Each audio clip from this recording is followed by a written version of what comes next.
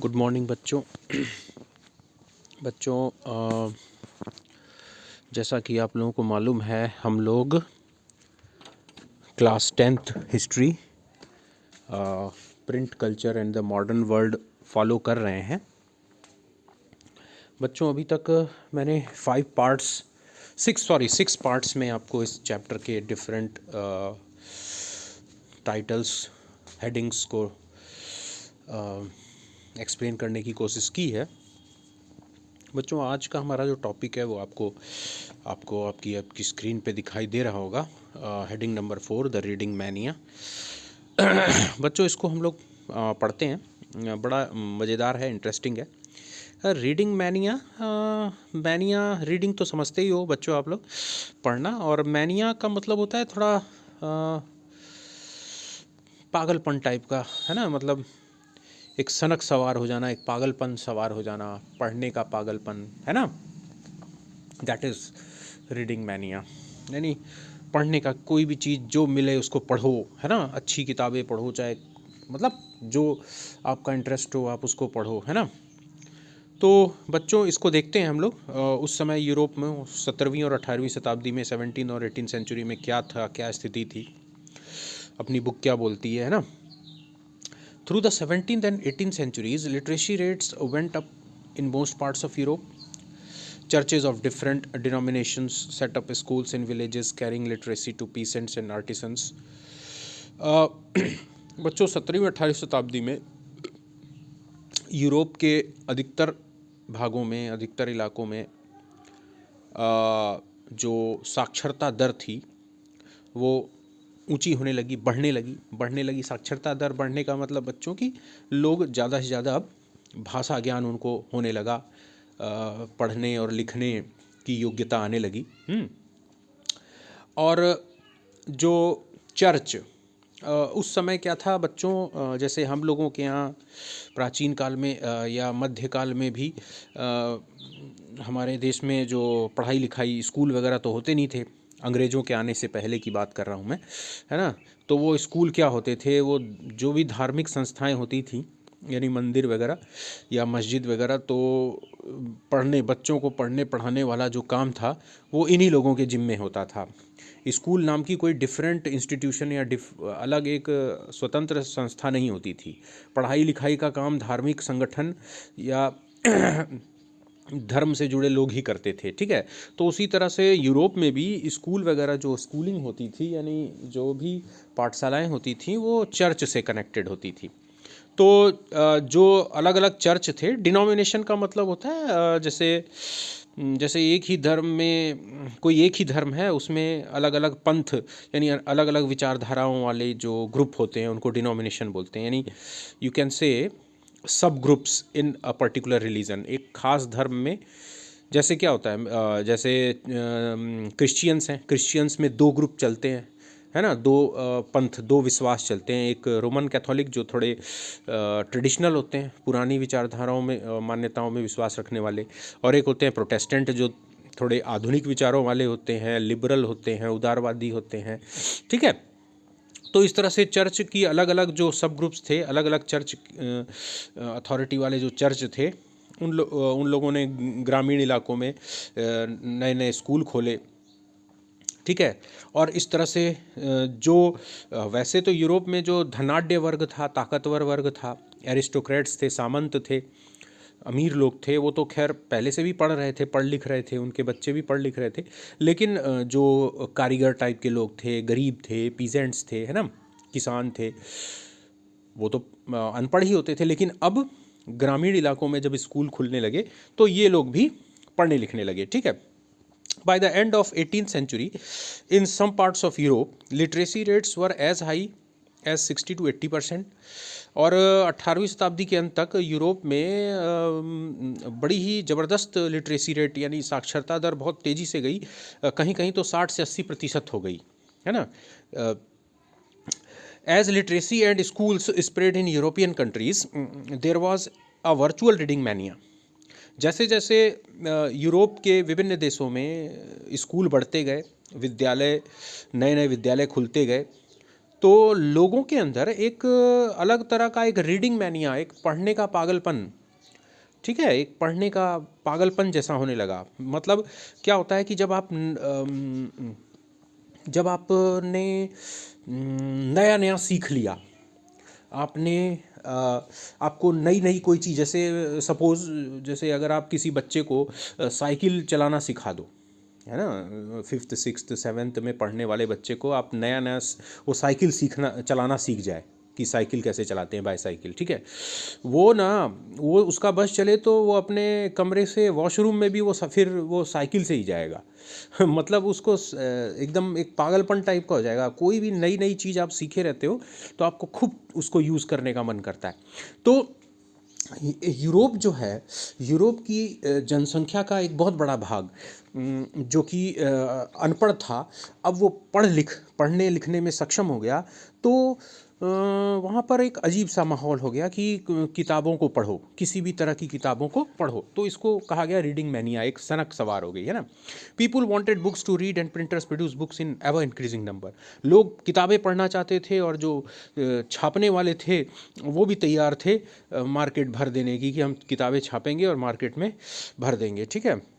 New forms of popular literature appeared in print, targeting new audiences. Booksellers employed peddlers who roamed around villages carrying little books for sale.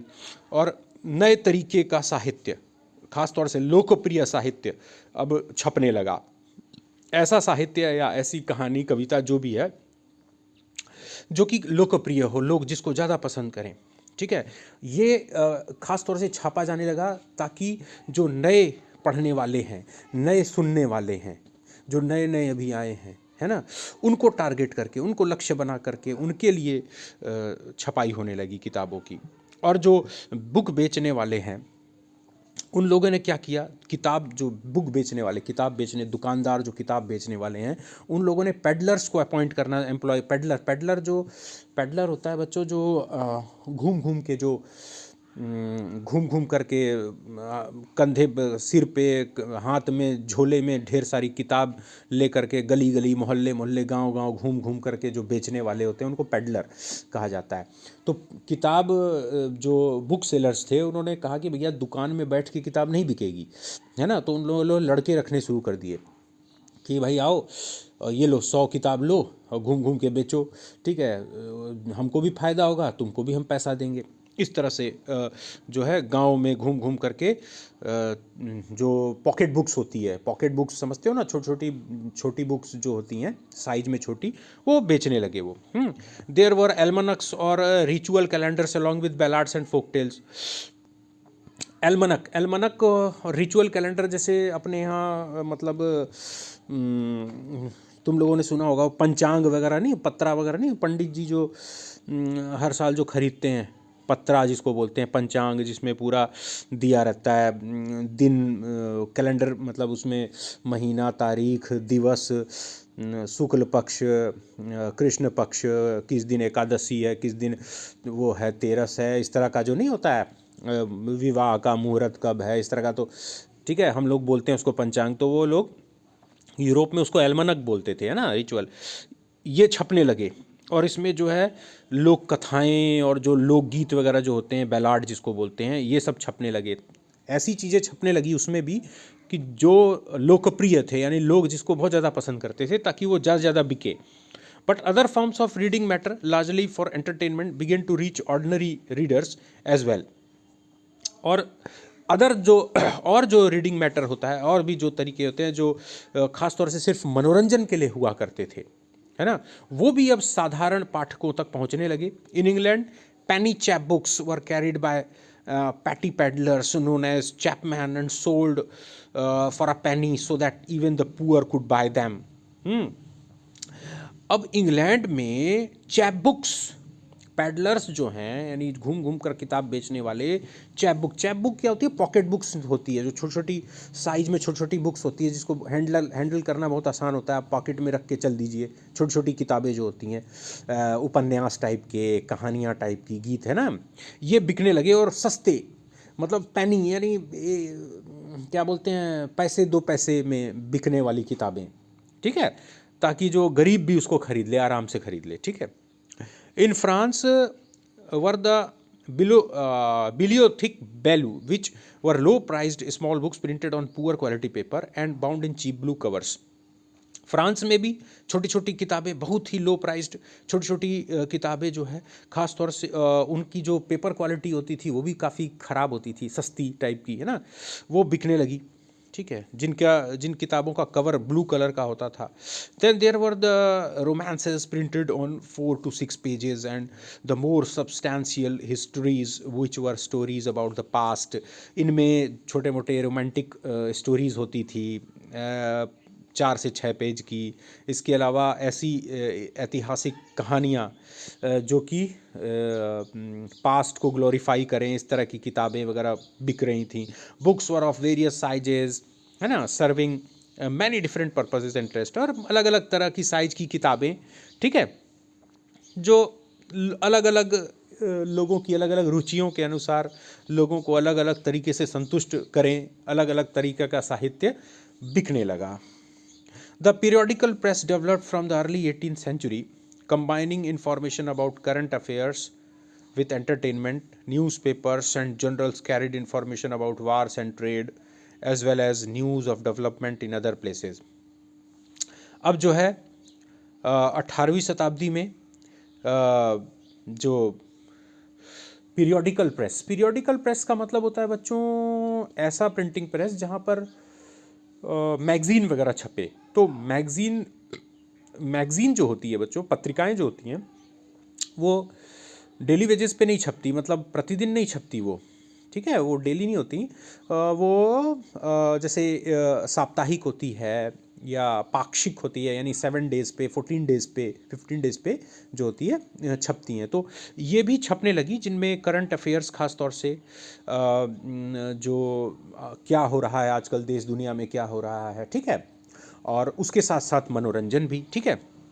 Newspaper और general carried information about वार, जो समाचार पत्र वगैरह जो होते थे, और जो इस तरह के जो पत्र पत्रिकाएं होती थी, है ना, उनमें युद्ध की स्थिति के बारे में, व्यापार की स्थिति के बारे में, ठीक है, और अन्य क्षेत्रों में किस तरह का विकास हो रहा है, क्या हो रहा है, इन सब की इन्फॉर्मेशन भी छपती थी और काफ़ी बिकता भी था वो सब।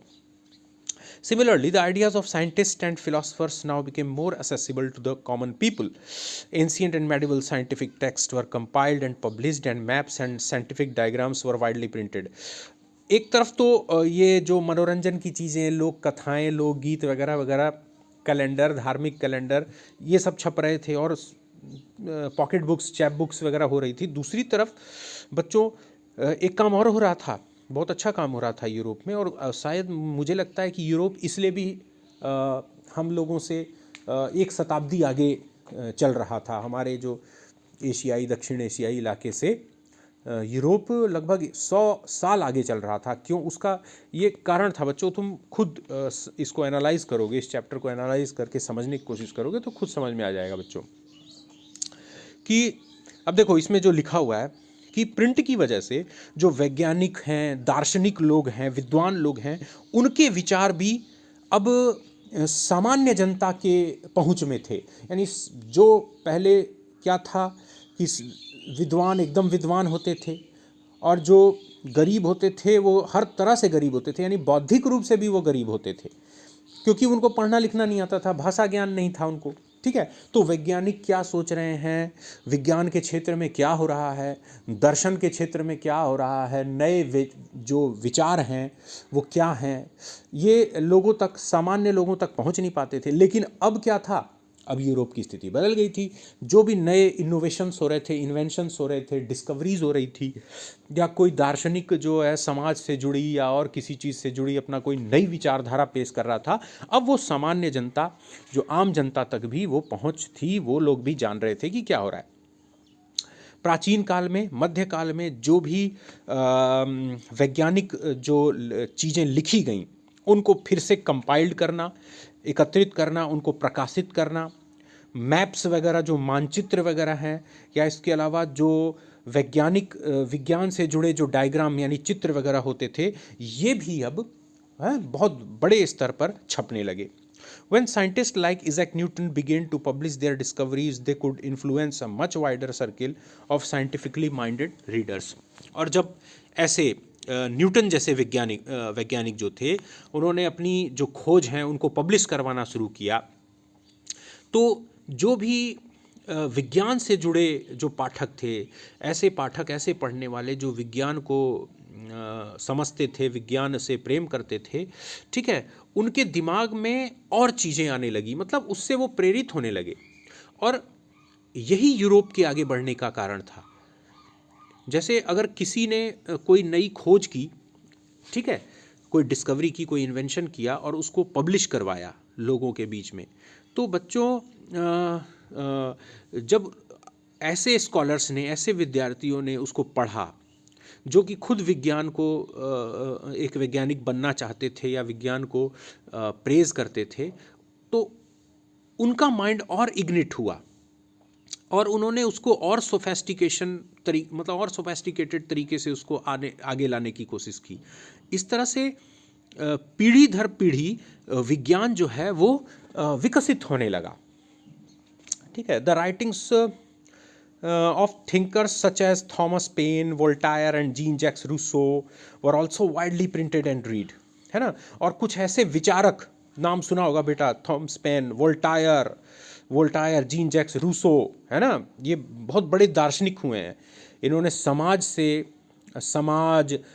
शास्त्र, शिक्षा शास्त्र, ठीक है, इसके अलावा भूगोल, और मतलब विषय तो अलग है लेकिन खास तौर से समाज शास्त्र से जुड़े इन्होंने और राजनीति शास्त्र से जुड़ी बहुत सारी धाराएं, अवधारणाओं को विकसित किया, डॉक्ट्रिन्स को यानी सिद्धांतों को विकसित किया, और ये छपने लगा और लोग इसको पढ़ने लगे।